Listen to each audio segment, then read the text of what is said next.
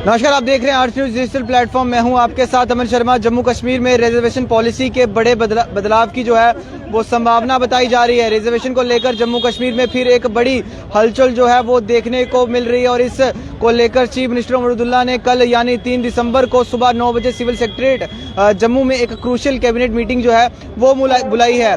Sources के मुताबिक सरकार ओपन मेरिट कैटेगरी के लिए जॉब्स और एजुकेशनल सीट्स का कोटा 30% से बढ़ा के 40% जो है वो करने पर सीरियसली विचार कर रही है और ये बदलाव तभी पॉसिबल है जब कुछ कैटेगरीज का कोटा जो है वो कट किया जाएगा। जी हाँ, आपने बिल्कुल सही सुना।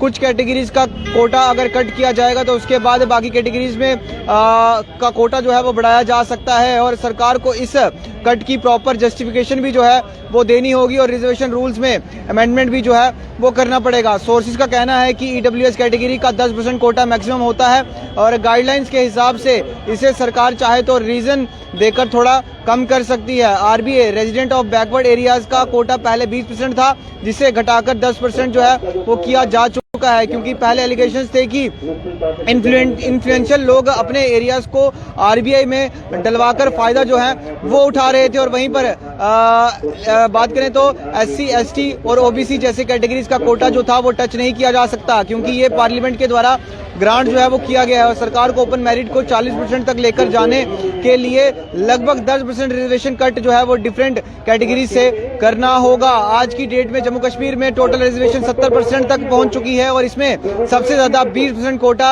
एसटीज को मिला हुआ है, जिसमें 10% गुजर बकरवाल और 10% पहाड़ी कैटेगरीज के लिए है। बाकी स्ट्रक्चर कुछ इस तरह के हैं: 10% आरबीआई, 10% ईडब्ल्यूएस वाले, 8% ओबीसी, 8% एससी और 4% एएलसी आईबी एरियाज के रेजिडेंट्स। और हॉरिजॉन्टल रिजर्वेशन की कैटेगरी में 6% एक्स सर्विसमैन और 4% पीडब्ल्यूडीएस को जो है वो दिया गया है। एक और इम्पोर्टेंट पॉइंट, रिजर्व कैटेगरी के कुछ कैंडिडेट्स अगर मेरिट लिस्ट के थ्रू क्वालिफाई कर जाते हैं तो वो ओपन मेरिट क्वालिफाई कर जाते हैं तो वो ओपन मेरिट सीट्स भी जो है वो चूज कर सकते हैं। जनरल कैटेगरी के यूथ के प्रोटेस्ट के बाद अमरुदुल्ला गवर्नमेंट ने 10 दिसंबर 2024 को एक सीएससी कैबिनेट सब कमेटी को रिजर्वेशन जो थी वो बनाई थी और इस कमेटी को 6 महीने में रिकमेंडेशन देने थी। कमेटी ने 10 जून 2025 को रिपोर्ट सबमिट की जो कैबिनेट के सामने रखी गई और लॉ डिपार्टमेंट की ओपिनियन भी जो थी वो इसमें ली गई थी। इस सीएससी में health, education, social welfare, PHE, irrigation, forest, flood and food and civil supply जैसे डिपार्टमेंट के मिनिस्टर जो है वो शामिल थे। अब सबकी नजरें 3 दिसंबर की कैबिनेट मीटिंग यानी कि कल की मीटिंग पर है। क्या ओपन मेरिट कैटेगरी का कोटा जो है वो सच में 40% तक बढ़ जाएगा और क्या सरकार रिजर्वेशन स्ट्रक्चर में एक मेजर शफल करेगी?